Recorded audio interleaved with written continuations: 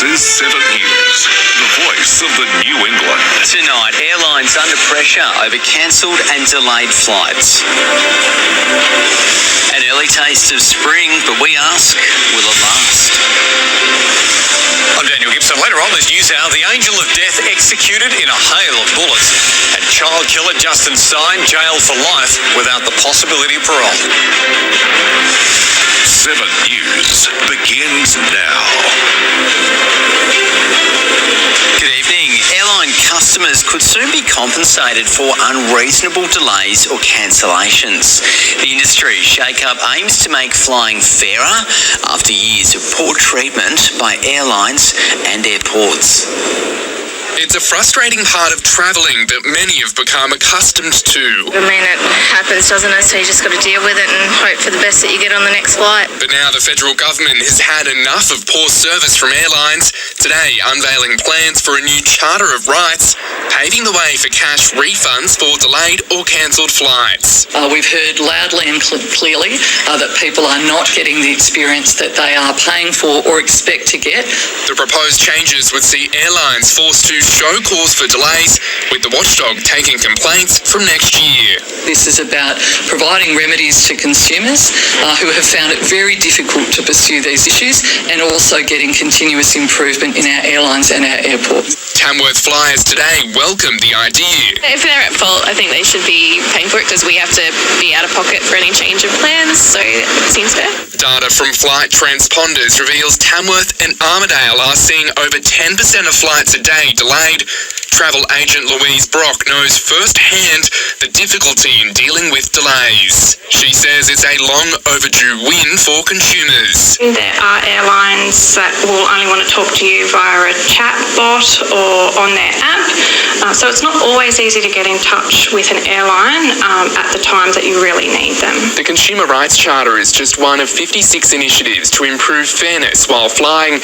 Airlines and airports will need to improve disability access. The airlines really do need to stay in the know and up to date with what passengers with any sorts of disabilities require.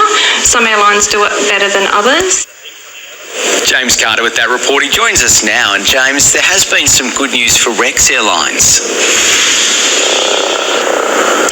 Nick, the federal government has offered Rex a helping hand. The slot manager at Sydney Airport has been directed to suspend the use it or lose it rules on Rex's regional slot holdings. Airlines are required to use 80% of their assigned slots, or they can be given away. This will protect Rex's New South Wales regional slots at Sydney Airport until late March 2026 as the administration process continues. Rex is continuing to search for a buyer while its regional routes are still flying. Okay, thanks for the update, James. That's James Carter reporting in Tamworth. Public sector nurses and midwives walked off the job at Armidale Hospital today. They're ramping up calls for a 15% pay rise. Rachel Holdsworth joins us from Tamworth. And Rachel, are they making any headway with this? Nick, 100 nurses and midwives stopped work today, demanding the state government to pay them for what they deserve. The New South Wales Nurses and Midwives Association claim after 10 negotiation meetings with the Minns government, there's been no progress on the union's pay claim. The association says nurses and midwives in New South Wales are the lowest paid in the country, and if the government is serious about retaining staff, it needs to provide a wage that reflects their contribution. The rally in Armidale is not the lowest paid in the country, and if the government is serious about retaining staff, it needs to provide a wage that reflects their contribution. The rally in Armidale is not the only one this week. There'll be others around the state, including Tamworth, with nurses and midwives to stop work on Wednesday. Nick. All right, thanks for the update, Rachel. That's Rachel Holdsworth reporting in Tamworth. There are conflicting claims tonight over the way an NDIS patient in Tamworth is being treated. On Friday, 7 News brought you the story of Courtney Robinson, who has run out of funding but still needs round-the-clock care. Tonight, the NDIS says her plan was reviewed in June, but her care provider disputes that. Courtney Robinson is an NDIS participant, a 38-year-old woman with Down syndrome, epilepsy and non-verbal. Her health deteriorated while being on a 1 to 3 person plan with a previous service provider. She's now with disability consulting support in a 1 to 1 person plan, which includes accommodation. But the NDIS money has run out. There's risk around Courtney's safety, and that's the number one thing, I think, and that's why the one-on-one support was put in. As soon as Courtney became a client, Mr. Buckman says they put in a review for her plan, which is still under review, although according to NDIS, an internal review was completed in June this year. But Mr. Buckman, family and Courtney's coordinator say they were not made aware of this. Had we heard that, we would have either submitted something further or changed what we're actually doing. Chris Buckman says a report by an occupational therapist has been sent to NDIS, showing Miss Robinson needs one-on-one support. Disability consulting support is now out of pocket of over $100,000, but that could soon rise. Since last Friday, another service provider caring for Courtney during the day ended her day program. Monday to Friday, 9 to 3, that's her day program. It's funded one-on-one, and the funding ran out on Friday, so that provided us these supports. We now pick that up for Courtney. The case was referred to the Administrative Appeals Tribunal 2 months ago. In a statement to 7 News, NDIS could not provide a comment on matters that are before the courts. There are currently no new developments regarding the case. The federal government has received mixed reactions to their NDIS reforms, which passed late last week.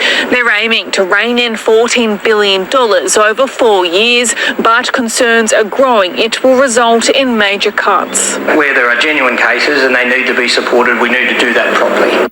Rachel Holdsworth, 7 News. A Tamworth firefighter has now returned home after a month-long stint in Canada.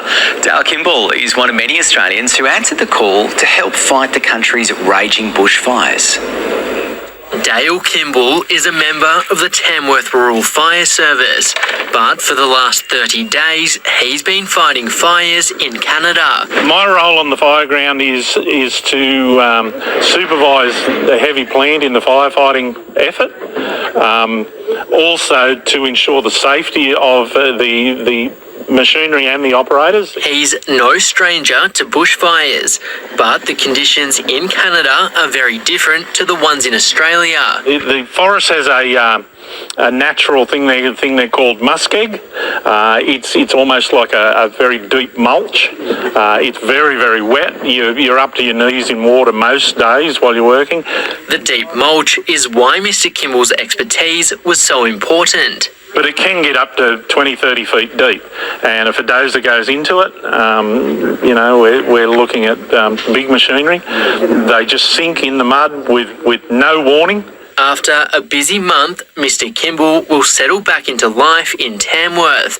Inspector Steve Carstens says the RFS couldn't be prouder of Mr. Kimball and all the other firefighters who travelled in support of Canada. We're pretty proud of the fact that we have so many group officers with that level of skill. He does a lot of work in the district around here for us as well. Hugh Pearson, 7 News. We are getting an early taste of spring this week. After a pretty wet August, there's a lot of positives to come from a stint of warmer weather.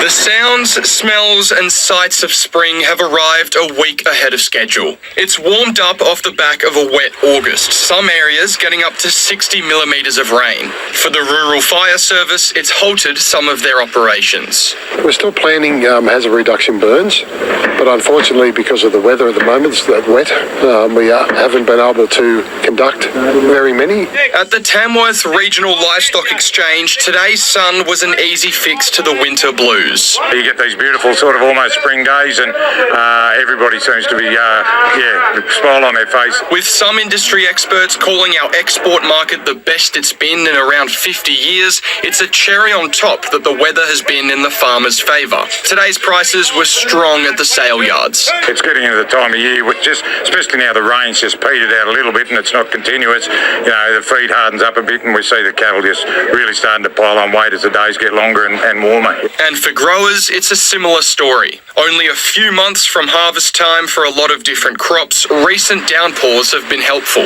What happens in the next month is going to be critical because that's where we're filling grain. So if we get really hot weather that uses a lot of moisture really quickly, will reduce our yields. But for the next few weeks, we can ditch the coats and ponchos. We're not expecting any more rainfall through pretty much a lot of New South Wales. It's only the far southern parts that are likely to get anything. Rex Quayle, 7 News.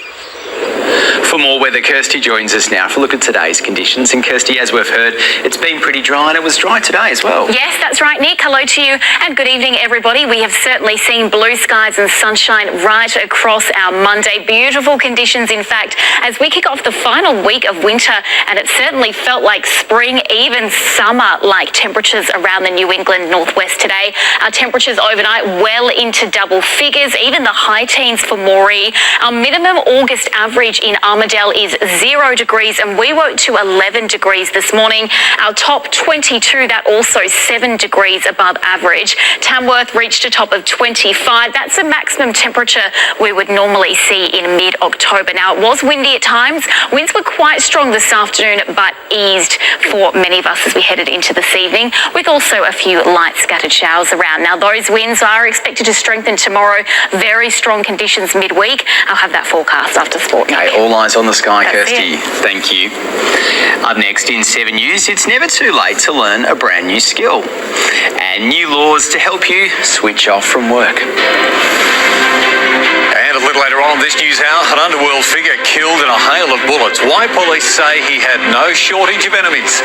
You'll hear from the hero bystanders who helped save a woman's life after a stabbing attack. And a cross-border attack in the Middle East moves Israel and Hezbollah closer to war.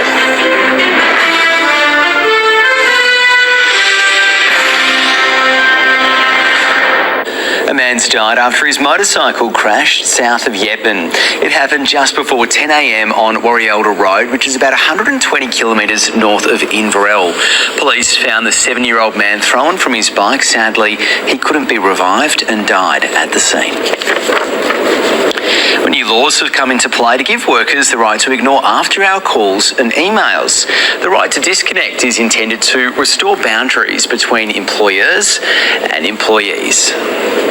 Australia is the latest country to implement laws giving people the right to disconnect from their employer and workplace. Mental health experts say it's a positive step for workers. Well, it will create a good work-life balance, and it's giving employees permission to be able to disconnect, to be able to switch off, and that work is within their designated time frame. Your right to disconnect will depend on how reasonable after-hours contact may be. You will have to raise a direct complaint with your employer if you think your right is being impinged on. But lawyers say what is and isn't reasonable will be a point of contention. Because what's reasonable for one person is certainly unreasonable for the other, and we don't have any case law on this point to govern or act as precedent when we determine such matters. After a direct complaint is made, the Fair Work Commission will get involved by offering dispute resolution methods such as mediation. If that doesn't work, stop orders will be issued. The Fair Work Commission can hand out civil penalties. Ms. Hoffman says this marks a change in workplace culture. Having something like this in place allows us to culturally start to shift around what is within your work delegation, what are the hours that you should be working. Hugh Pearson, 7 News. Tamworth's Adult Learners Week is just around the corner. It's all part of a nationwide celebration of lifelong learning and education. All libraries in the Tamworth region, including the smaller towns and villages, will host a series of events and activities to support adult learners. There'll be a range of events, including fermenting sauerkraut, tech-savvy seniors, library choir, and craft and chat. Learning's a lifelong and life-wide activity, so it's a continuous thing. It's a journey we're all on that never ends. So this is about providing things in bite-sized portions. The week will run from September 1 until September 7. Up next in sport, the grand final contenders set in AFL Northwest, and the dream becomes a reality for the Tamworth Thunderbolts. The Tamworth Thunderbolts are officially the men's Waratah League champions. Their win caps off a historic season, which cements them as the best basketball team the city has ever seen. The game started exactly how Tamworth drew it up. The Thunderbolts defence locking down the Hills Hornets. Nice move there, unable to connect. That allowed Garrick Young to get down the other end of the floor to kick off the highlight plays.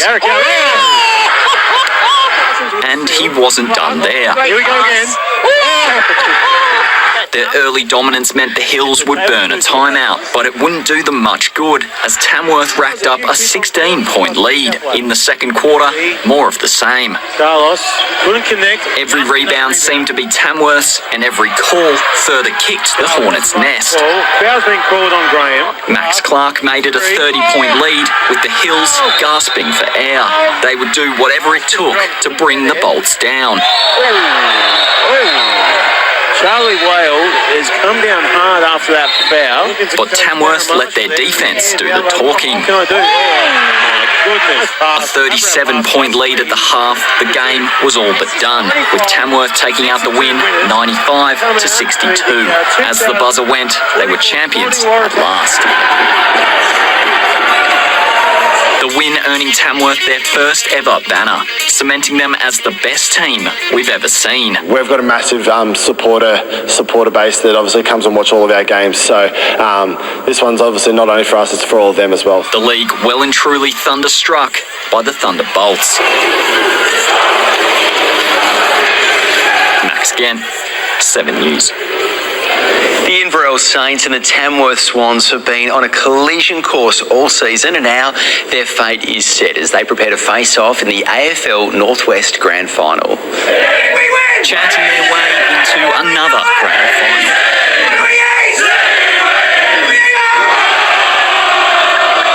The third place Gunnedah Bulldogs putting on a show at number 1 Oval. The Swans were up for the challenge. Player coach Lachlan Bennett launched this one from the centre square, taking his goal tally to 38 for the season.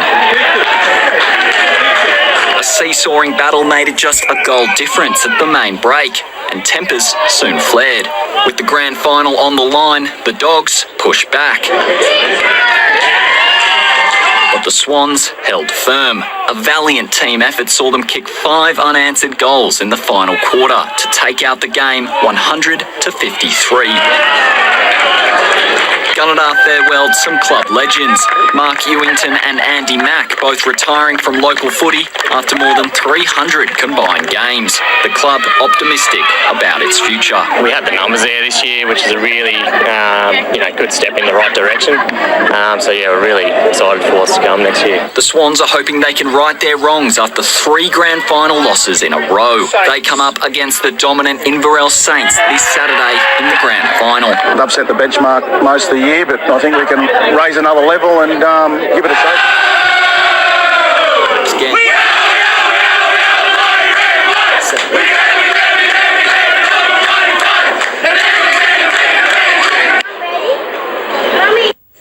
The Inverell Saints will have both grades competing in a home grand final this weekend after the women's side defeated the Tamworth Swans 78-22 at number 1 Oval.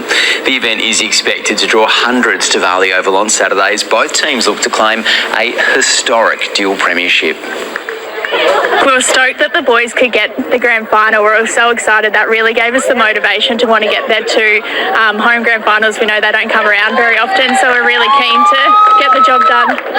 Now, in order to claim the competition's top prize, they will have to knock off the Gunnedah Poochettes, who have dominated the competition for the last few years.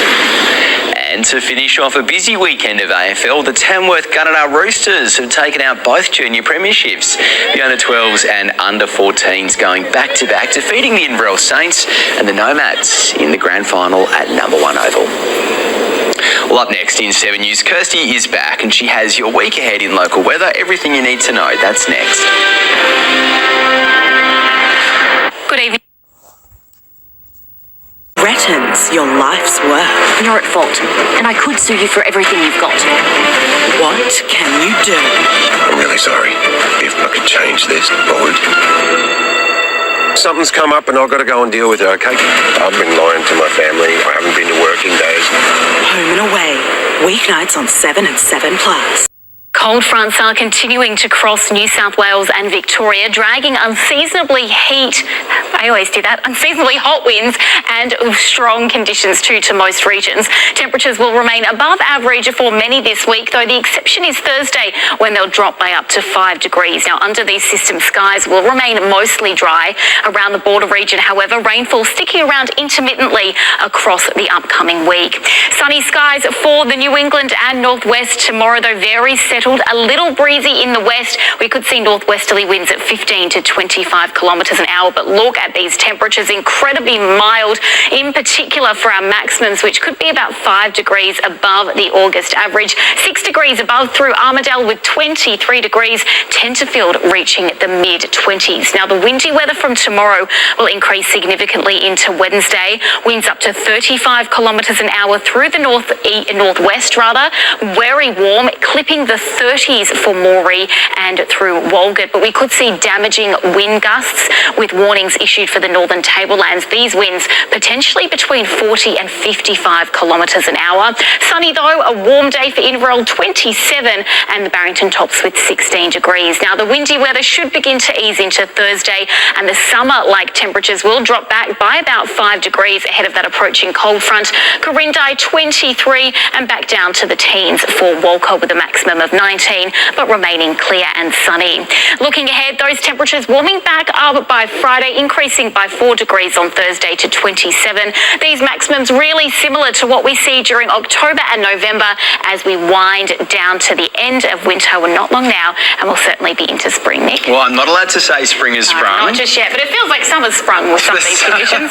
We skipped a whole season. Yeah, almost. Thanks, Kirstie. That is your local news for tonight. I'm Nick Hose. Thanks for watching. In just a moment, Dan's got your latest national and international news. Enjoy the rest of your Monday night. Kirstie and I will see you tomorrow night at 6 o'clock. See you then.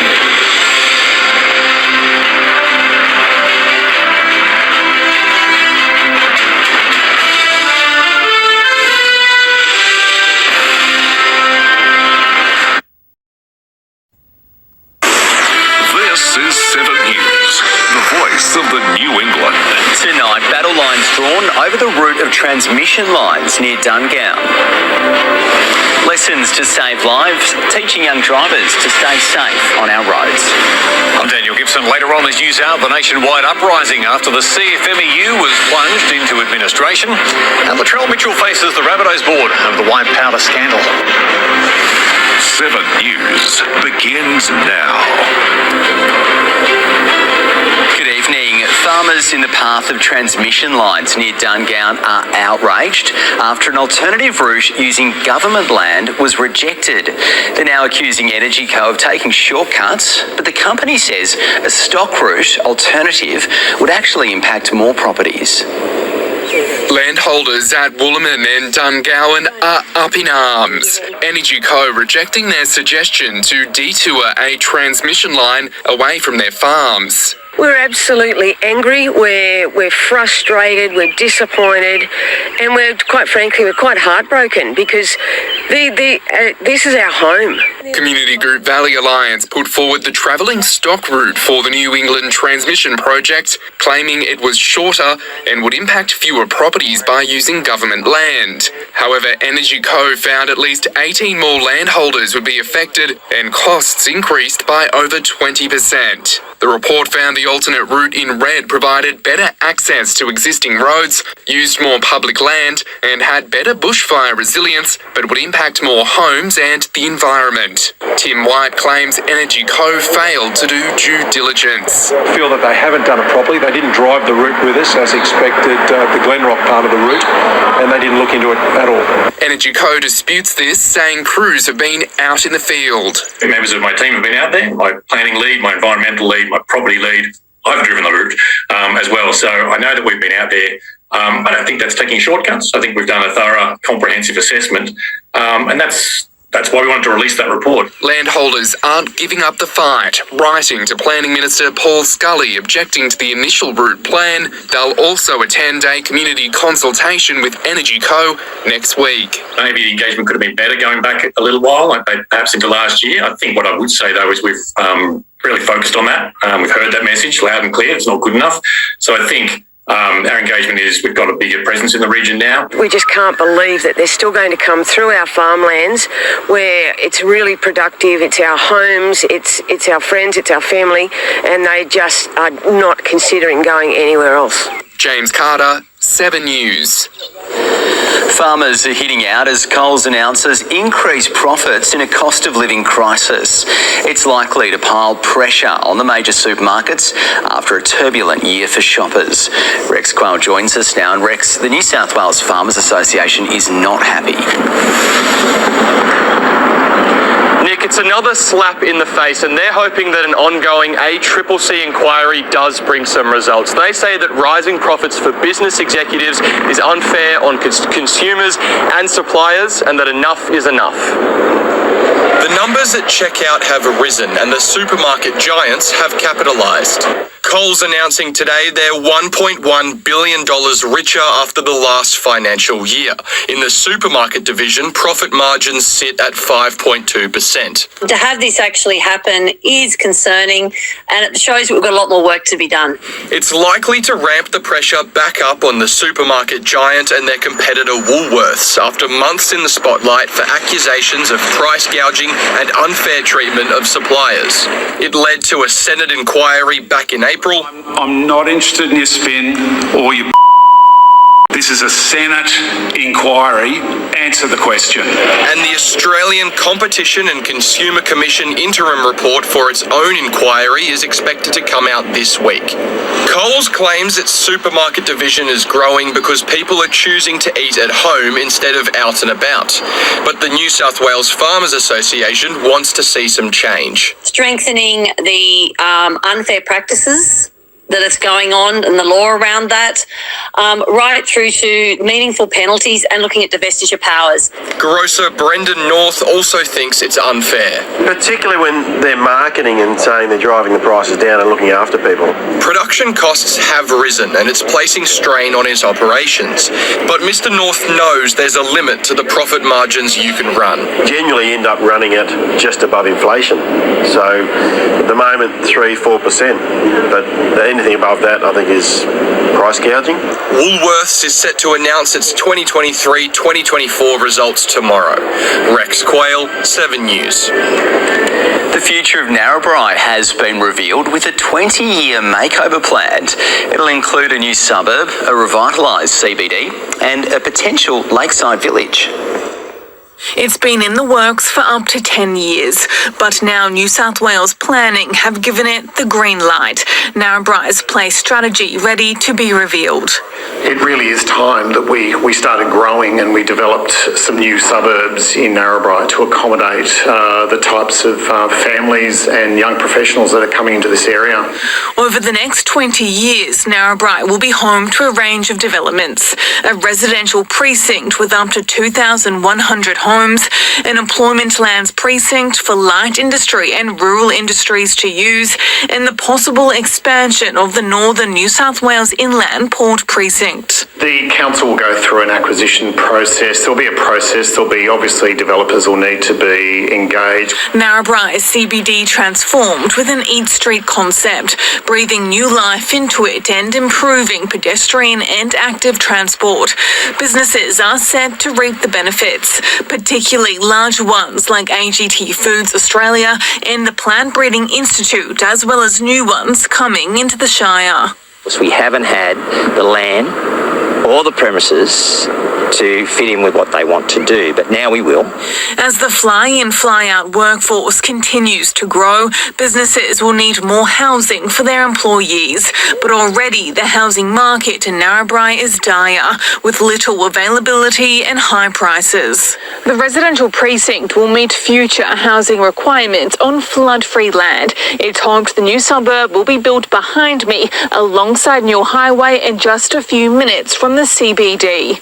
Narrabri's Place strategy is currently on public exhibition on the New South Wales Planning Portal until September 20. Rachel Holdsworth, 7 News.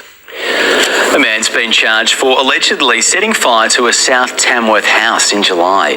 The home on Kenny Drive was well alight by the time fire crews arrived. Paramedics treated the 25-year-old man for burns to his arm and leg. He was later transferred to Royal North Shore for treatment. Today, a 25-year-old man was arrested at Tamworth Police Station. He's been charged with damaging property over $5,000 and under $15,000. He's been released on conditional bail to front court in September. Teenagers from around the region are getting some tips on how to stay safe on our roads. The Young Drivers Expo is set to deliver lessons that'll hopefully save lives. Too many people are dying on country roads, and statistically, this is the most dangerous symbol to see while driving. We want to show them what happens at serious and fatal crashes, so they can just take a moment and consider their actions. The Young Drivers Expo kicked off at the Tamworth Regional Entertainment Conference Centre today. Around 1,100 young drivers from the region are being shown the risks behind the wheel. Brain experts were brought in to demonstrate what happens after a serious crash, and a mock accident was set up to reinforce the emotional impacts. As drivers, we're getting worse. So far this year, 223 people have lost their lives on a New South Wales road. This time last year, it was 215. 17 to 25-year-olds account for just under 20% of all serious injury crashes in the state. They're just learning to drive, they're getting their roadcraft, and they're very impressionable. Unfortunately, they listen to their friends. And it seems to hit home with the students. Taught us about patience. You have to be really patient on the road, because if that's the number one cause of accidents, it's just people trying to get ahead. It's terrible. Like, you would never want to be in that situation. It's running until this Friday. The police just hope they don't have to knock at any of these kids' parents' doors. We're trying to stop that through education, and what we can't stop through education, we use through enforcement. Rex Quayle, 7 News. Well, many tennis players remember Santa gifting them their first racket under the tree. But for kids in Gunnedah, Father Christmas came in the shape of a former world doubles number 1. Tennis stars of tomorrow wielding new rackets, gifted to them by a tennis star of yesterday, Australian Hall of Famer John Fitzgerald. Just to get a racket in their hand from Tennis Australia is a big deal. I like it because then they can go on to the local coaches in the town if they're interested in playing. They were more than interested in the story of the 10-year Davis Cup veteran. The hands of country kids shot up left and right for one of their own. I grew up on a wheat farm, and we had an old tennis court on our farm. Coming back to regional areas doesn't get much better for Fitzy. Well, as good as it gets, I think. I mean, it's like coming to a piece of heaven. After question time, they were straight into skills and drills. If young kids have fun when they play a sport or any endeavour, they'll go back and do it again. They get a smile on their face, they'll go back. If they don't enjoy their first experience, sometimes they never go back. Some exercises paired kids up, and there's nobody better to learn teamwork from than a former doubles world number 1. If you can get a racket in their hand early, especially if their school and their club and their family plays a little bit, then they'll want to play for a longer period of time, and that's all you can ask. With more kids on the court and our pros shooting up the world ranks, according to Fitzy, Australian tennis is in safe hands. It's one of the biggest sports in the world, and we've got 10 men in the first 100 ranked players in the world. It's quite extraordinary. Max again, 7 News. Well, from one Fitzy to another, Kirstie Fitzpatrick is here for a look at today's weather conditions. Hello, Kirstie. That might catch on. What do you think, Hosey? You're Fitzy and Hosey. Yeah. You could be a double act. We could. Hello, everyone. Well, very strong winds have started to take their hold over parts of the northern tablelands. Otherwise, it has been a beautiful sunny day. A cold morning for many of us. Back to single figures, though, thanks to those clear but calm conditions overnight, allowing those temperatures to drop. Gunnedah, Tamworth, even Armidale waking to 3 degrees this morning, but a number of cold fronts are bringing bursts of very gusty north to northwesterly winds over the next few days, and that windy weather started about 10 o'clock this morning in Glen Innes, where we had 45 to 50 kilometre an hour wind gusts. The wind chill made us feel like just 15 degrees at 2 p.m. despite our top of 23. In Inverell, 26, and Narrabri a top of 25 today. Now we're expecting much windier conditions tomorrow. I'll have a look at our midweek forecast later on, Nick. That sounds very good, Kirstie. Up next in 7 News, winter farewelled with an early start to spring. And Werris Creek CWA fights for survival. And a little later on, this news out, construction workers rally over their union being placed in administration. Doubt cast over the US presidential debate as both parties raise concerns. Russia unleashes a wave of drone strikes across the Ukraine, and are the Gallagher brothers about to reform Oasis?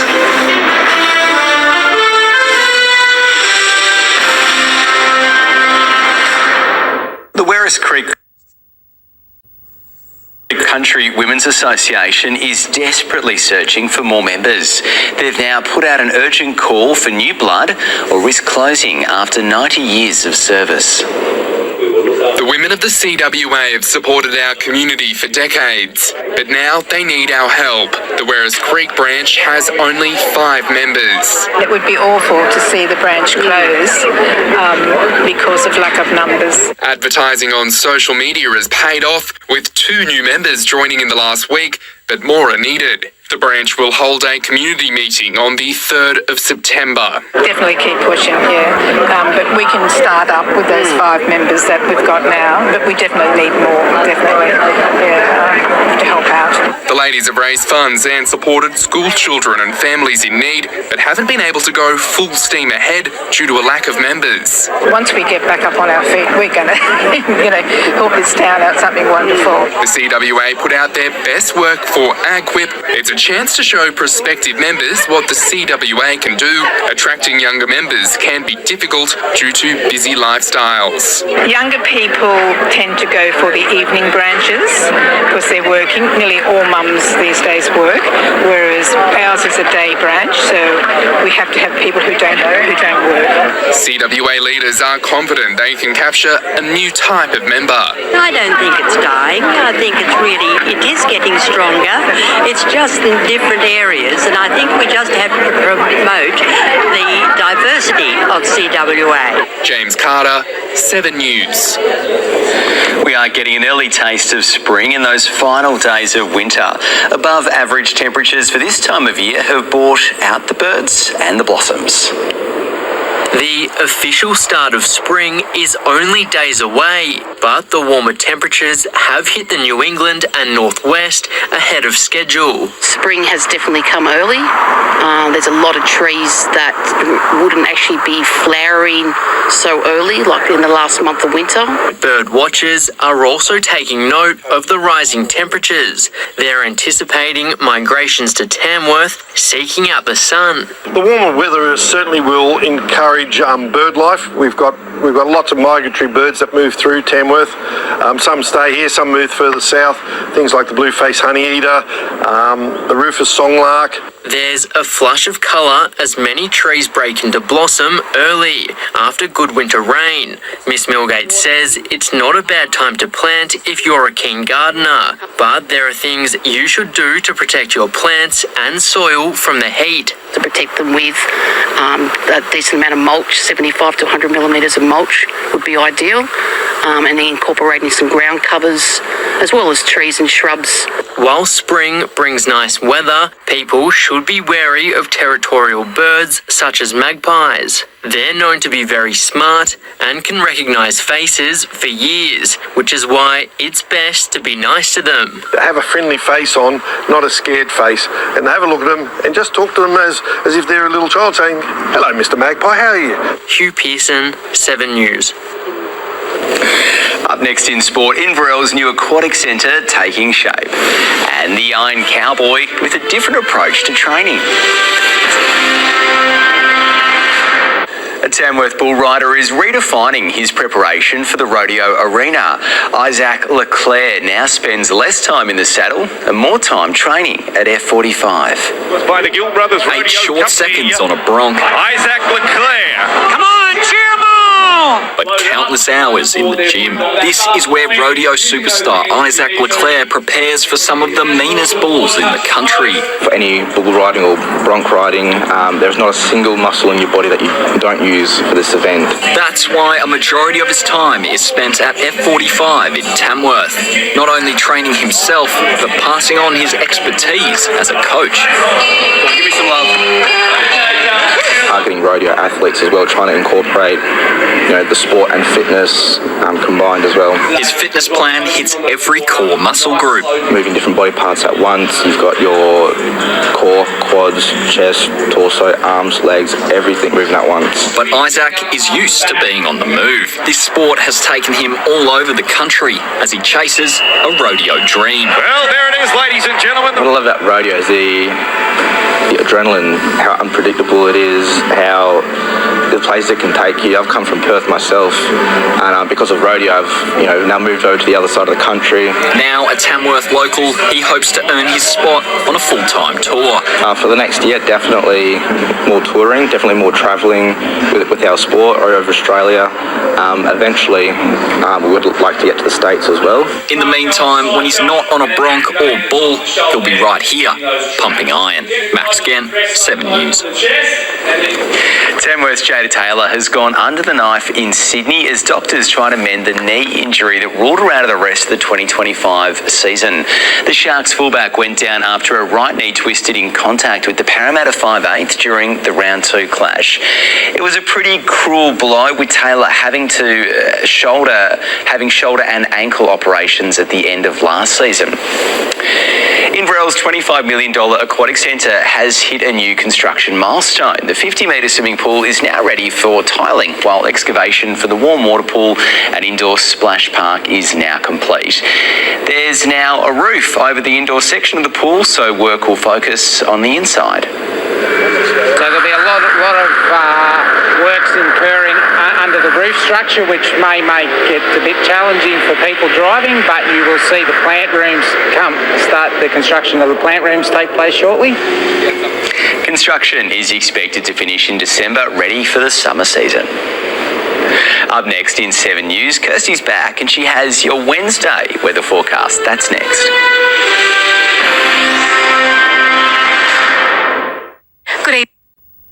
Good evening, everyone. A series of vigorous cold fronts are crossing New South Wales and Victoria, bringing very strong gusty winds and warm temperatures. Remaining mostly dry, though there is a chance of showers falling as snow through parts of the Alpine peaks as we head towards Thursday and Friday. A ridge of high pressure will then build towards the end of the week, maintaining mostly calm and settled conditions, with little to no rainfall for most of the state over the coming week. Across the region, we are expecting clear skies and plenty of sunshine with very hot temperatures.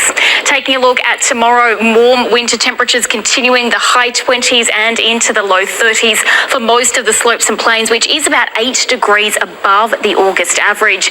Gusty winds, though, northwesterlies at 35 kilometres an hour in the northwest, up to 50 kilometres an hour across the northern tablelands. The wind chill as well from these winds is likely to make our temperatures feel slightly cooler. Our maximums will then begin to actually cool down on Thursday before before climbing again on Friday. Moree dropping from 31 tomorrow to 27 degrees. Wee Waa falling from the high 20s to just 24, but remaining sunny with blue skies around. Those winds still strong and breezy at the Barrington Tops with 13 and 23 degrees on the way for Murrurundi. But those temperatures are forecast to climb again on Friday, well into the 20s, even into the 30s for Walgett, Wee Waa and Moree. That's 9 degrees above the August average. At the same time as our temperatures increase, though, so too will those winds. West to northwesterly winds, this time up to about 40 kilometres an hour.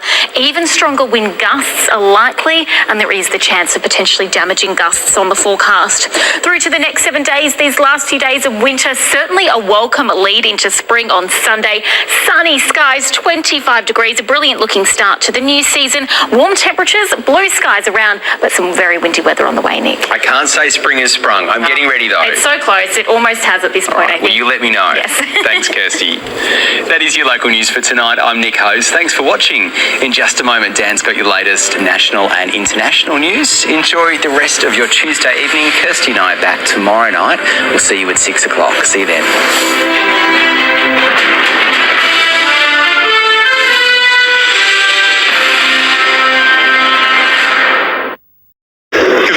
Justin Stein, the man who murdered Tweedhead schoolgirl Charlize Mutton and dumped her body in a barrel, has been jailed for life without parole.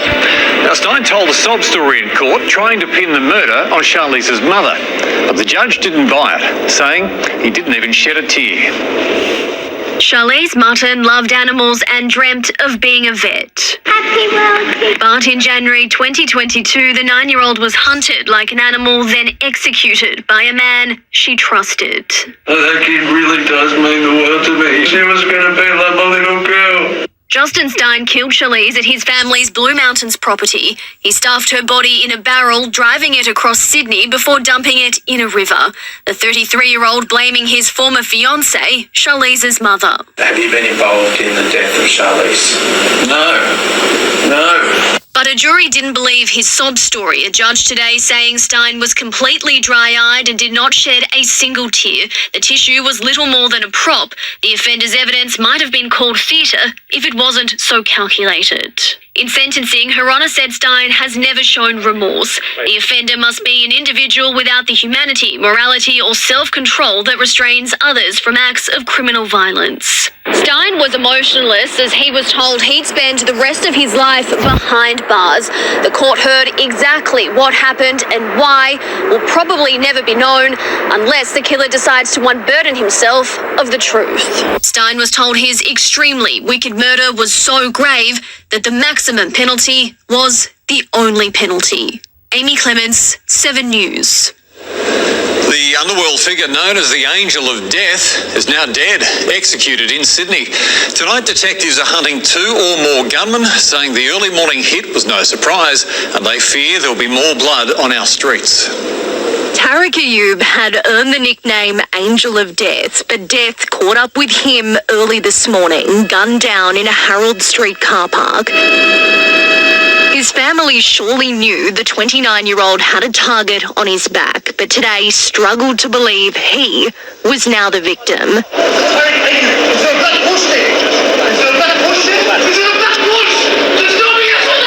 Ayoub was ambushed by at least 2 gunmen as he left a meeting with an associate around 3:30 a.m. He was shot down in a hail of bullets, an execution-style murder. I was just asleep.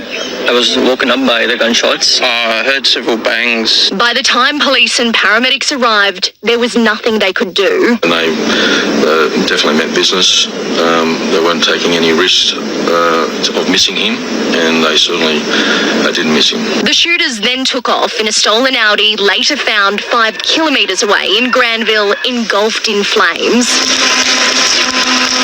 Police claim the gunmen had meticulously planned their getaway. After torching one vehicle, they jumped into another waiting Volkswagen, which residents say had been parked here in Granville for several days, leading up to the execution. This is no surprise to the police that he was murdered in the way he has been murdered. Ayoub's criminal history was long and violent, with links to Sydney's notorious crime families. There were firearm offences offers drugs too, and an accessory to murder charge after the death of teenager Braden Dillon in 2017. But he was an underworld figure who managed to stay under the radar, a facilitator in every recent gangland shooting, sources say, just never close enough to get caught. Mr. Ayub certainly lived by the sword and died by the sword. With no shortage of enemies. Too many suspects, too many motives.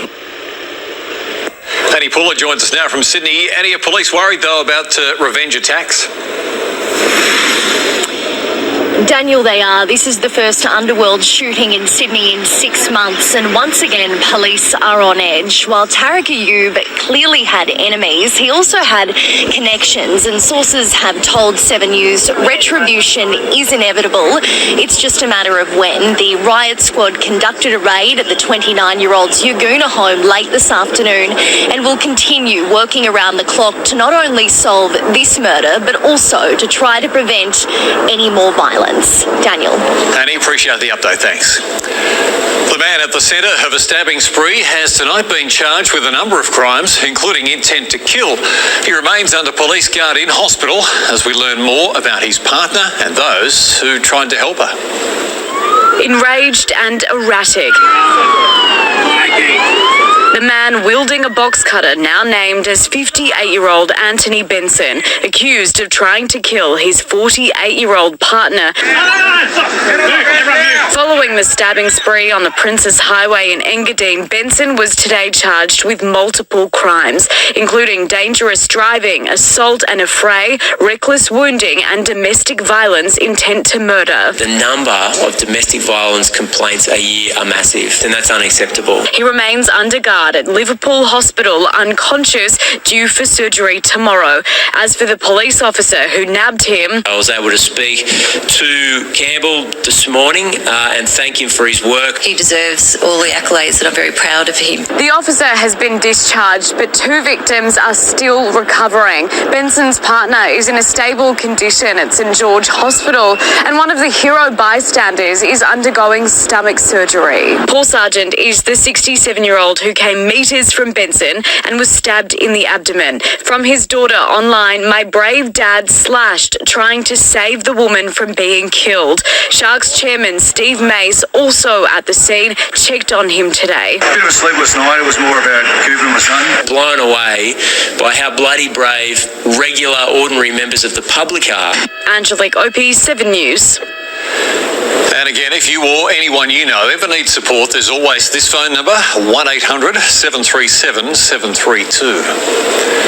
The Coalition says international investors will be spooked by the Albanese government's decision to halt a gold mine near Blaney on cultural grounds.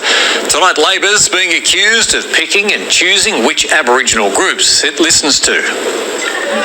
The minister accused of backing a river of cultural stories over a river of gold. Well, just to be very clear, I haven't blocked the gold mine. What I've said is that they need to relocate the tailings dam. Overturning approvals for the McPhillamys gold mine near Orange in the New South Wales Central West, finding the tailings dam was on culturally significant Aboriginal land. It's an area that's associated with 2 very important creation stories. That's according to one small group of Wiradjuri elders, while the larger Orange Aboriginal Land Council raised no objections. They pick and choose which Aboriginals they listen to. And 7 News can reveal the New South Wales Independent Planning Commission placed significant weight on the same group's objections, but found last year that the project's impacts on Aboriginal cultural heritage could be acceptably managed, and on balance, the project is in the public interest. Tanya Plibersek says her decision was based on intangible cultural grounds not considered by the New South Wales Commission. The same grounds, she says, her coalition predecessor Susan Lee used to block a go-kart track at nearby Mount Panorama. Same group of owners, same reasons, same outcome. Mine owner Regis Resources says the mine is no longer viable. 800 jobs are gone. $1 billion of economic activity. But the minister says with 30 other sites identified for the tailings dam and $7 billion in possible gold hold reserves. I think it's probably worth their while to examine other configurations for the tailings dam. Regis Resources says none of the alternative sites is acceptable. It is now considering a legal challenge. Mark Riley, 7 News. It's already at the centre of a teacher sex scandal, but tonight there are shocking new claims and disturbing videos about Sydney's Lanier High School. The 7 News investigation can reveal students and parents are desperate for help because of school violence. Tonight the Education Minister is promising action. Brawl after brawl after brawl. Police too often called to Lanier High. I felt so sick thinking this is where I send my daughter. There's so many issues that's been happening at school and nothing's getting attended to. So I need to keep my kids at home because I've had enough. The high school already making headlines because of a shocking teacher sex scandal, but parents say that's just the start. They need to shut it down. 7 News can reveal police have been called in 23 times in 5 years, breaking up 17 serious assaults and 6 brawls between students. I just sit back and I can't really do much. These students should be learning in class. This has made you scared to go to school? Yeah, it's just, I feel like I'm in a juvie and it's too much for me. From the Education Minister, this will be dealt with. This is not good enough and it's greatly concerning. I'll be obviously taking this up with the school leadership and the department leadership. we understand dozens of parents have written to the Department of Education raising shocking concerns about school culture. They've been dismissed, they say, and there are now calls for an independent inquiry. The government needs to get to the bottom of this. The minister needs to take control. Yeah, we're going to work on it. Nothing changes. Students still aspire for more. When I leave school, I want to be a midwife. You can't do that not going to school. Yeah.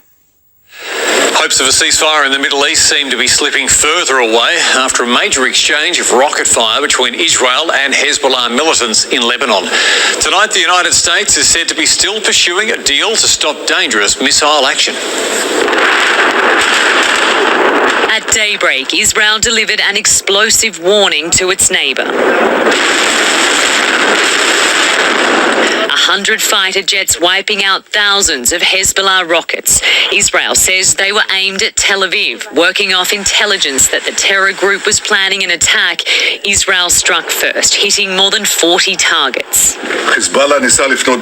What happened today is not the end of the story. Hezbollah tried to attack the state of Israel with rockets and drones. We instructed the IDF to carry out a powerful preemptive strike to remove the threat. Within half an hour, Hezbollah was firing back, targeting Israeli military sites. Debris from one rocket killing a soldier on his patrol boat. Drones that crossed into Israel were quickly shot down. I believe that the success of our operation yesterday prevented an escalation to a major war. The threat is still there. And so is America's firepower. In London, Ashley Mullaney, 7 News. The late Jack Carlson, who became an internet sensation and coined the phrase Democracy Manifest, has been farewelled. Despite his checkered past and many names, he's being remembered for his ability to make people laugh. He was the man at the centre of one of Australia's most famous arrests, today laid to rest at an intimate service for family, friends and fans. He had this ability to laugh and make other people laugh. Mr. Democracy Manifest, real name Jack Carlson, Cecil Edwards, John Midson. It's uncertain, but few will forget his immortal words. This is Democracy Manifest. What is the charge? Eating a meal? A succulent Chinese meal? That was 1991. 7 News cameras capturing his arrest for credit card fraud at a Chinese restaurant in Brisbane. One of the arresting officers there today. He called me comrade. and he said I was the only copper he never hated. The service heard he'd had a hard life, a boys' home at 6, in and out of prison, wife and children all died young. Beautiful soul, beautiful man, and I love him to death and I'm going to miss him so much. I miss him already. Jack was 82, died last month of advanced prostate cancer. His family revealing before they switched off life support, they tipped his favourite wine into his feeding tube. He's been described as Australia's last great larrikin, and while the police call him a criminal and prolific false pretender, Jack just says he was an actor who wanted to leave us laughing. A former con artist turned artist, so famous they're making a movie about him. I've never seen anyone like it. You know, I've met criminals, I've met famous actors. But for countless fans, it will be hard to top his premiere performance. Chris Reason, 7 News. The first of its kind blood test to diagnose ovarian cancer. That Australian medical breakthrough is next. Tradies prepare to walk off the job, putting extra pressure on the PM. And the latest shocking videos as football violence is on the rise. Police are investigating the rising number of violent brawls at teenage sporting matches in Sydney. 7 News has obtained some video of several weekend fights, one with a club seen to be attacking a teenage referee. It's finals football, and the attention is off, not on the field. Look at this! Who is this bloke? A 16-year-old face-to-face with a man almost 3 times his age. This happened during the Sydney United and SD Raiders at Adenza Park. Luckily, there were other staff from our club at the venue who were able to come to the miners' aid. There has been an uptick in the number of reported incidents of violence at kids' sporting matches of recent times, and not isolated to particular areas. This is the aftermath at the Sheds. Footy studs marked the door where a referee sought refuge. It happened during the Harrington United Hornets and Narellan Rangers game. Their behaviour is not good enough. Both teams are stood down immediately. Outside any police investigation, the club's own internal committees will determine whether penalties should be imposed. Those found to be involved face anywhere from a 1-match suspension to a lifetime ban. It appears all footy codes are affected. Get off the field! A fight broke out during an under-13s game, the Bankstown Bulls and Cabramatta Rugby League Club, where parents joined in. Police are investigating. It is unacceptable where we have kids that go to sport and then it turns into something else. Police haven't ruled out laying charges. Leonie Ryan, 7 News. Police will be out in force around the country tomorrow as thousands of angry tradies walk off job sites. They're protesting in solidarity with the CFMEU as the Prime Minister faces questions on a secret deal. Tomorrow morning, scenes like these are expected across the country as 85,000 workers from at least 5 unions march in support of the CFMEU. A heavy police presence is set to watch over the workers, angry after the union was placed into administration, sacking hundreds of officials. It doesn't change the government's resolve to get this administration working quickly. Those protests sure to put extra pressure on the Prime Minister, who is facing questions about a secret deal between his government and former union boss, John Secker. I offered myself when I heard that there could be an administrator appointed. A deal struck between who? Between our union, our national office, and my understanding was Minister Burke, and Sonny McManus. Based on last night's Spotlight episode, the Prime Minister of Australia, now, A, his integrity is now in question, but B, he has serious questions to answer. Mr. Secker also revealed that he hasn't spoken to Anthony Albanese since an incident in a lift, which he says left the PM shaking. Nonsense, I didn't watch the interview. Chanel Vella, 7 News. World-leading research here in Australia is developing a first-of-its-kind blood test that could detect ovarian cancer in its early stages. Sydney researchers have identified 3 types of DNA released by ovarian tumours in the bloodstream. It would transform ovarian cancer from the most lethal of the gynecological cancers to one that can be cured at diagnosis. Yes, 70% of cases are currently diagnosed in the later stages. The 5-year survival rate is just 49%. This test could see those rates jump drastically to as high as 90%, with hopes to take it to clinical trials by 2026. How good. We have some incredible video tonight of a great white shark snapping at a boat off Queensland's Sunshine Coast. Have a look. 2 fishermen were enjoying a day on the water when the 5-metre predator suddenly turned on them. Whoa! Whoa! Whoa! Yeah, I would have said more than that, I reckon. Marine biologists say the shark was likely a pregnant female that was simply being protective. Max Verstappen's hopes of a 5th straight Dutch Grand Prix victory shattered, and Penrith's most famous sisters pop in on the Panther, sprinkling some gold dust ahead of finals. For the first time, Ivan Cleary is questioning if his players still have the desire to dominate the NRL. With their top 4 spot in jeopardy, Cleary openly doubted if his Panthers are willing to pay the price to win a 4th straight premiership. That rev-up followed some timely Olympic inspiration. Penrith's finest meet Penrith's finest. The Fox sisters, Jess and Naomi, with their 3 Olympic gold medals, were special guests today. We're always aimed to be a source of community pride here at Panthers, and those girls are like it big time. Presented with their own jerseys with Fox on the back. The sisters shared their Olympic experience with the players. The ups and downs of life in professional sport and how you deal with that. We definitely are in that little phase at the moment. Probably not playing as well as we'd like. The loss in Canberra has Ivan Cleary questioning whether the Panthers are willing to do what it takes to win a 4th straight title. Probably we're outwilled by the opposition, in fairness. I totally believe we can win it, but we have to make a decision on whether we're prepared to pay that price to win it, and at the moment there would probably be a question mark around that. With Nathan out until the finals, losing Jack Cole to a hip drop tackle in reserve grade doesn't help. He's in a bad way. It was an awful tackle. It's unlikely Jack will be lacing the boot on again this year. If the Panthers keep faltering, the Bulldogs could steal their top 4 spot. Players keen to inspire more of this during their first finals campaign in 8 years. Yeah, the boys see it after every game and they get quite excited by it, and our boys really thrive on that, and hopefully that grows over the next few weeks. Josh Curran returns against Manly on Friday to offset the loss of Kurt Mann. Nick Markham, 7 News. It's one of the stories of the year and says a lot about the Giants as a footy club. Jesse Hogan's rise from the scrap heap with injury and mental health struggles to the Coleman Medal as the AFL's leading goal kicker, 69 goals in 23 games. And be setting this position, something that, not something I never thought could happen, but it was never really something that I was kind of aiming for. Extremely grateful just to be able to be out there and play.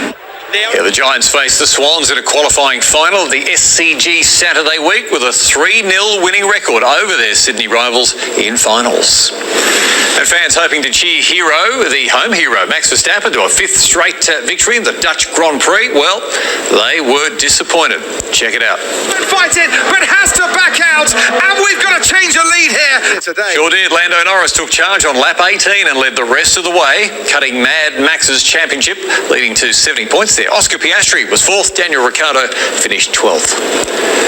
Strong winds, warm temps. Kirstie has the weather details for the rest of the week. And Pete has sent this one out at Wagga. Got one? Like to see it? Photos at 7.com.au.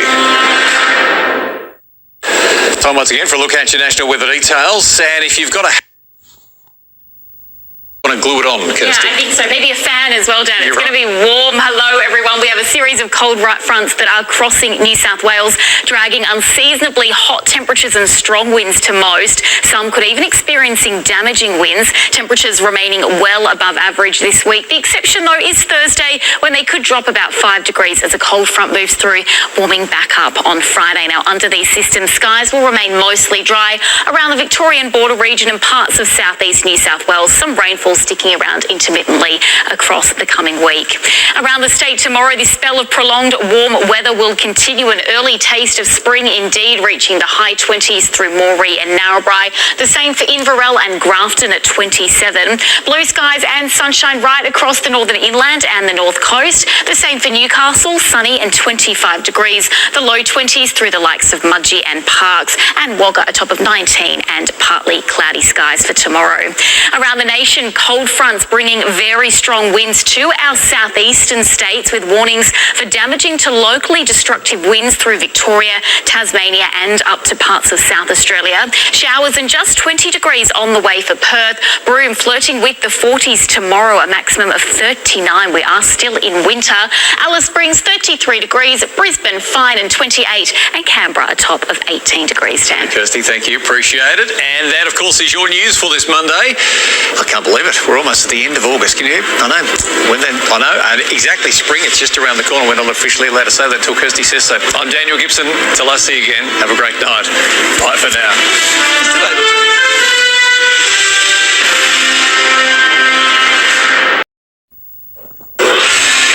Thousands of angry workers have brought Sydney to a halt as the feud between the construction union and the Albanese government explodes onto the streets. Police were ready and waiting for the illegal protest, with members now vowing to bring down the government. Sydney's building workers turned wrecking ball on the ALP. We are here today because of the rotten, stinking Labor Party who we helped get in the government. Thousands of CFMEU members walked off city building sites defending their union shutting down Macquarie Street. Because they're trying to steal our money and our work conditions. I pay my union dues before I pay my electricity bill.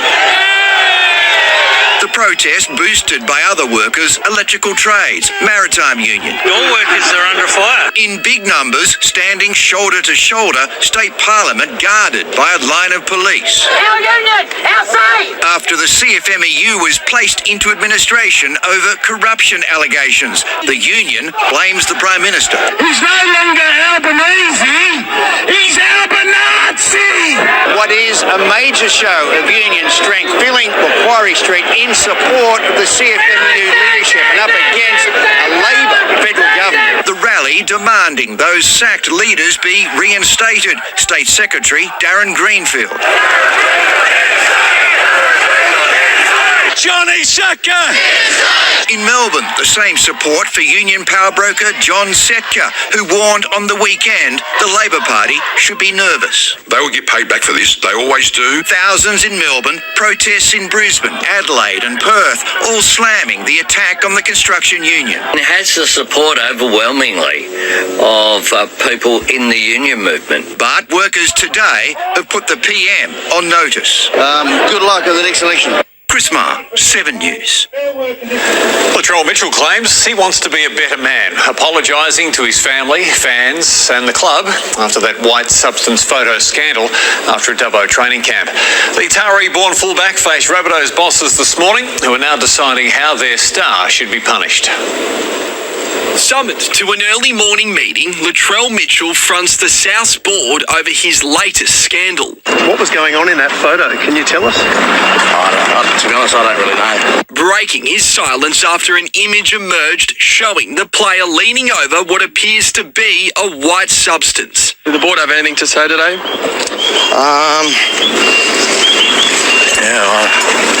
I don't remember. But a social media post suggests he does. Sometimes in life you make poor decisions, and I have accepted that I, as a man, family man, club man, I want to do better. But he will still be punished. The NRL is preparing to sanction him with a fine and a 1-game suspension. His club tonight deciding its penalty. Live with them and get out of my family now. Not before swinging past the weigh-in for his friend, boxer Nikita Zoo, ahead of his fight tomorrow. Great card. I'm looking forward to Nikita ripping in, and we'll get here tomorrow and be a good night, great venue, so we'll see how we go. The Rabbitohs are expected to serve the fullback a big fine and a final warning on top of his NRL sanctions, which are yet to be finalised. The club can fine him up to a quarter of his salary, around $250,000. But support from his fans hasn't wavered. I think the publicity is punishment, and it doesn't need to go any further than it already has. The NRL is also deliberating over when they will hand down Latrell Mitchell's fine and one-match ban. It was understood the fullback had suffered a season-ending injury, having injured his foot, but there now is suggestions that he may be fit to return sooner than we think. It's certainly something that the club will be hoping for, that he serves the one-match suspension this year instead of the first game of next year, which is Indigenous All-Stars round. Daniel? Good on you, Bill. Thanks for that. Well, neighbours made a desperate effort to battle a large house fire in Sydney this afternoon, quickly grabbing garden hoses to put it out. It was engulfing a family home and one young resident with a theory about how it started. As flames tear through this home, there's a scramble to find out if the family of 5 who live here are inside. Fortunately, the house was empty, but the family was nearby. They said your house was on fire, so my mum was running in the car, speeding back. As neighbours joined the fight to battle this blaze. It extended into the roof space and the roof collapsed. Typically, a homeowner would be furious to find out their house had burnt down. But the twist in this story is that the owner's tenant is his brother. Got here and the whole thing's on fire. You know, so the worst thing's it's for my brother, so I can't really get angry. The exact cause is still under investigation, but this young resident has a theory. I charged my phone that night and it was very hot and I left it on charge. Revealing it's not the first time they've dealt with something like this. Around 1 year ago it happened while charging an e-bike. The owner of this house had always planned to knock it down. He says the fire has sped up his plans to now build his dream home. The main thing is, no one was hurt. Amy Clements, 7 News. An underworld figure executed in a Sydney car park didn't have time to scream for help before gunmen opened fire. 2 masked men were lying in wait for Tariq Ayoub, acting quickly and silently yesterday. Tonight, they remain on the run. The underworld's angel of death, but Tariq Ayoub had no warning his own death was coming. Ambushed in a Parramatta car park by 2 gunmen lying in wait, he didn't even have time to scream. Just the gunshots, there was no yelling, no nothing, it was very quiet. All I just heard was his gunshots. Up to 8. They tried to, revive him, looked out the window, okay, he's dead. The 29-year-old had no shortage of enemies. A key player in Sydney's underworld, people went to him to organise hits. Homicide detectives now trying to determine who's responsible for his. Whether or not this was a tit for tat, whether or not someone lay dormant for some months looking for the right opportunity, all of that will certainly be a focus of the police investigation. Police say Tariq Ayoub was never loyal to one criminal network, bouncing between different organised crime families and changing up his associations regularly depending on who was most powerful. But in recent months, he'd been acting alone without the protection of underworld heavyweights. Police now bracing for more violence. Retribution will come. It's just going to be a matter of in what form and when. Annie Puller, 7 News. Peter Dutton will give middle and high income earners extra tax cuts if he wins the next federal election. The coalition plans to slash billions from the budget to fund the plan as Labor launches a scathing attack in response. Since the days of John Howard and Peter Costello, the coalition's tax promise has been lower, simpler, fairer. And we will take lower, simpler, fairer taxes to the next election. Confirming today they'll be funded through $100 billion in budget savings, axing several of the Albanese government's signature policies. We've got to get back to basics. Facing the chop under the coalition, the $22 billion Future Made in Australia plan, $20 billion Rewiring the Nation program, and the $15 billion National Reconstruction and $10 billion Housing Future funds, and slashing the public service. The government's increased the public service by about 30,000 people in Canberra. Will there be cuts to pensions? Will there be cuts to health services, transport services, infrastructure? Angus Taylor says no, and no cuts to education, funding bigger tax cuts for middle and higher income earners under stage 3 as an election promise. There is nothing fair or good about those tax cuts. as Treasurer Jim Chalmers uses a speech to the Labor faithful to accuse Peter Dutton of stirring up culture wars, pitting Australians against Australians. He is the most divisive leader of a major political party in Australia's modern history. He wants to talk about everything but his failure in the economy. And a big call from a man who was an advisor when Mark Latham led Labor with the crushing grip of a class warrior. A new fight on the old battleground of tax, and no doubt a central theme of next year's election campaign, as both sides now await tomorrow's July inflation figures, expecting a steep drop in the headline rate as a direct result of the government's energy bill rebates. But the Reserve Bank says it will be looking straight through those figures at the underlying rate of inflation, still warning mortgage holders not to expect interest rate cuts before Christmas. Daniel? Good on you, Mark. Thanks for the update. Well, the Prime Minister made it clear today he wants a $1 billion open cut mine to go ahead near Orange after the company blamed one of its most senior ministers for blocking it. The sticking point is the location of a massive tailings dam which could sink the whole project. Mining company Regis Resources says it spent 7 years getting its McPhillamys gold mine across the line. Regis is an Australian gold producer and explorer. The company now fearing those dreams are dead, even after the Prime Minister offered surprise support today. As you know, the gold mine can go ahead. Chris Minns would like it to go ahead. I'd like it to go ahead too. The federal government claiming it backs the $1 billion mine, but only if Regis moves the proposed site of its waste tailings dam because it impacts culturally sensitive Indigenous land. It's been used for thousands of years. It's significant because it's got 2 creation stories associated with it. The Environment Minister made the snap decision last week. It sent a shockwave across the mining industry. They claim it would cost millions and take years to find a new dam site. They've gone and got state and federal government approval to actually build this project, and at the last minute the rug's been pulled out from under them. The government insisting the 2,500 hectare site near Blaney in the state's central west has room to relocate the dam. We're looking, and we will start to look to see whether there is any other alternative. The state government says it's also working to find the project a lifeline. Chris Reason, 7 News. New doubts have emerged about next month's American presidential debate, with both Kamala Harris and Donald Trump now wanting changes. The pair have only locked in one debate, but that can be ditched if they can't agree on when to mute the microphones. The Harris camp weighs tactics for a planned September 10th debate with Donald Trump. Should they shut him up or let him talk? You know, the deal was we keep the same rules. Now all of a sudden they want to make a change in the rules. 4 years ago, Donald Trump carpet-bombed a presidential debate with interruptions. Supreme Court Justice, radical left. Will you shut up, man? Listen, So, in June, President Biden insisted the candidates' microphones were muted when it was not their turn, for all the good it did him. Look, if we finally beat Medicare. Now, Biden's replacement has flipped the script. A spokesman for Kamala Harris arguing Trump's handlers prefer the muted microphone because they don't think their candidate can act presidential for 90 minutes.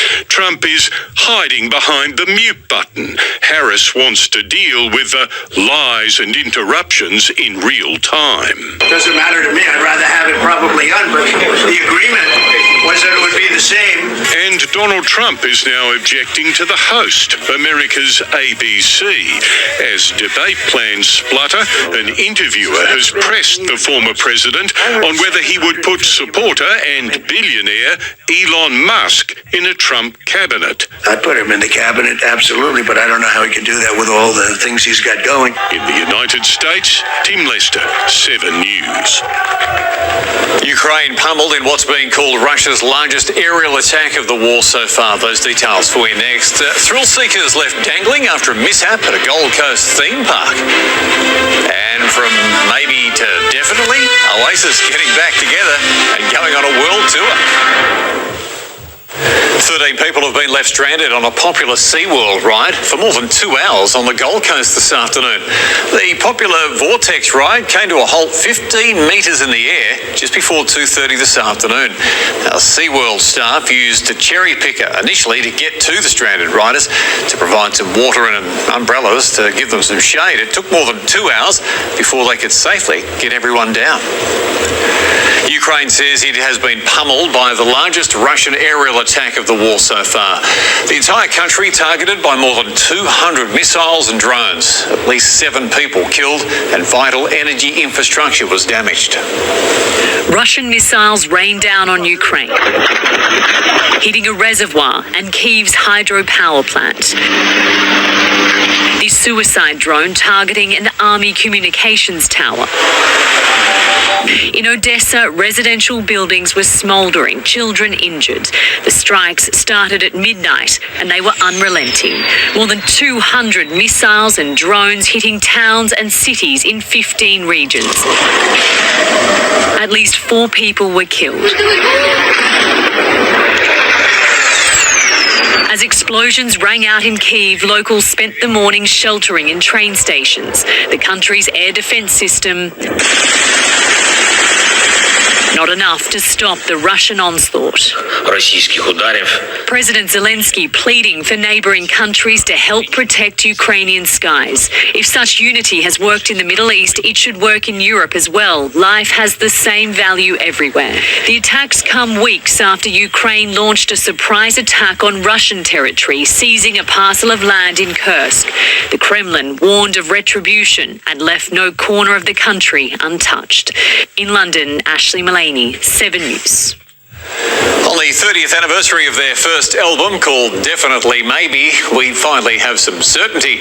90s supergroup Oasis is getting back together after rock and roll's most infamous family feud was secretly settled with a monster paycheck.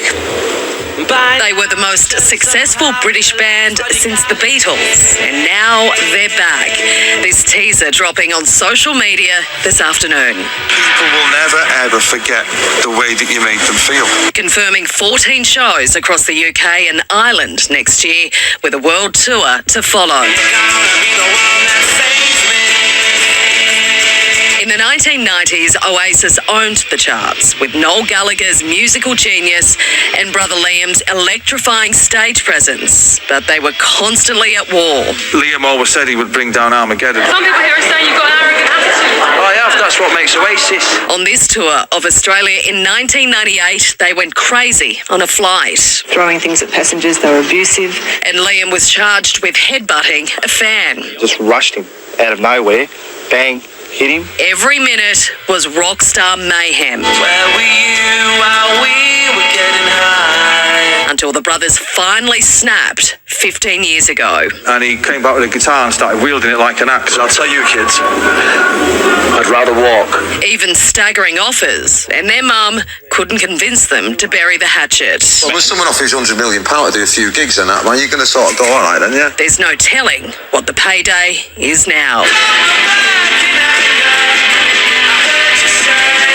Leonie Ryan, 7 News. The Major League Baseball player who took playing for both sides literally, and why the NRL blocked Tommy Turbo's offer to pay back $750,000 to Manly.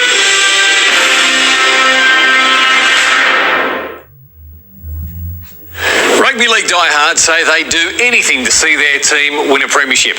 But how about taking a $750,000 pay cut? That's exactly what Tom Trbojevic tried to do for Manly, but it was blocked by the NRL to avoid setting a dangerous precedent.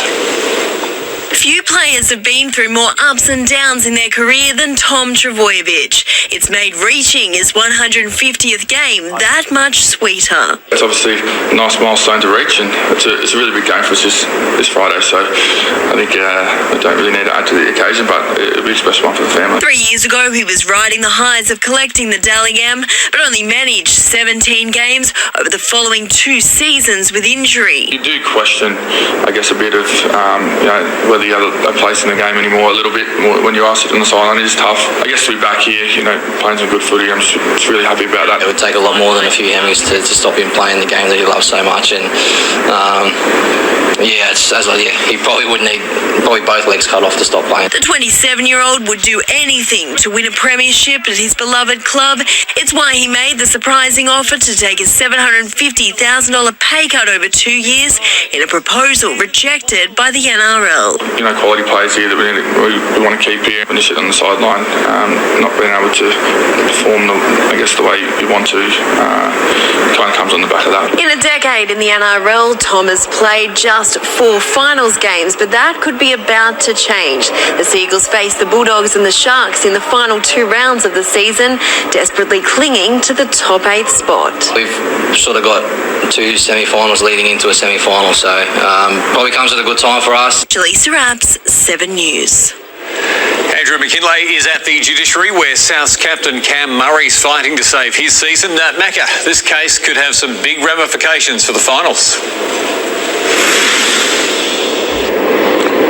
Yeah, for finals and just maybe the future of the bunker, Daniel. Murray fighting to have a ban for a high tackle downgraded to a fine. Murray's hit similar to a high shot by Bulldog star Stephen Crichton, who avoided the sin bin before finally copping a 1-game ban. The bunker getting bagged for inconsistent rulings so close to finals. Today, Murray's teammate Latrell Mitchell fronted South's club board over the so-called white substance scandal. Mitchell hit with an NRL breach notice after images emerged of him leaning over a white substance. The NRL weighing up whether Mitchell will serve a 1-game ban in round 1 next year or could have it counted at the end of this season. Now, Souths are set to hand down a significant fine on top of that. Mitchell also today at No Limits boxing weigh-in featuring Nikita Zoo and vowing he'll be ringside tomorrow night. Yeah, mate, great card. I'm looking forward to Nikita ripping in, and we'll get here tomorrow and be a good night, great venue, so see how we go. A big day could become a long night here for Souths. Daniel? Good on you, Macca. Thanks once again. Well, 18-year-old Aussie qualifier Maya Joint smoked Laura Siegman in straight sets in a dream Grand Slam debut at the US Open. Born and raised in Michigan before switching allegiances, courtesy of her Melbourne-born father, Joint cruised to victory. 6-4, 7-5.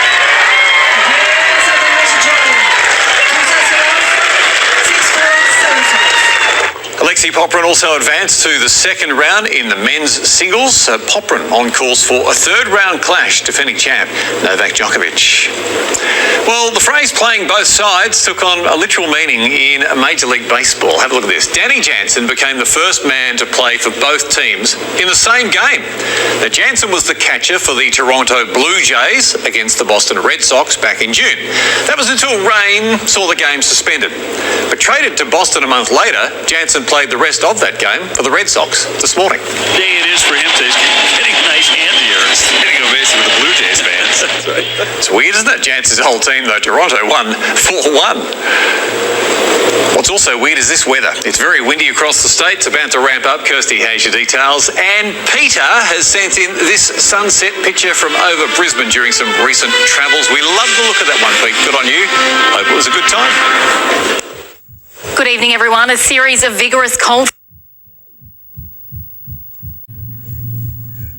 fronts are crossing New South Wales and Victoria, bringing strong gusty winds and very warm temperatures. Remaining mostly dry, we could see some showers falling to snow across the alpine regions, but then a high pressure ridge will build towards the end of the week, maintaining mostly settled weather with little to no rainfall through most of the state over the coming week, remaining fine and dry for most inland and coastal regions. The exception is across the Victorian border region, but there is a severe weather warning in place this evening for damaging winds covering parts of the central tablelands, the southern tablelands, the Snowy Mountains, as well as the Illawarra and inland parts of the south coast.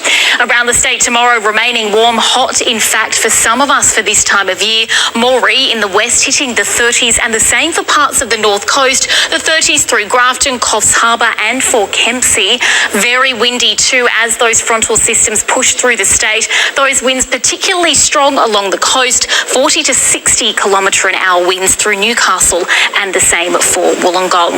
Around the nation, westerly winds up to 50 km/h through parts of Sydney and Canberra. Showers in the southeast though, and a cool day with just 12 degrees in Hobart. In Central Australia, 34 on the way for Alice Springs, and sunny skies, 31 for Brisbane. Dan. Got it, Kirstie. Thank you. Appreciate it. And that is your news for this Tuesday, the 27th day of August. Thanks again for your company. I'm Daniel Gibson. Till I see you again, have a great night. Bye for now.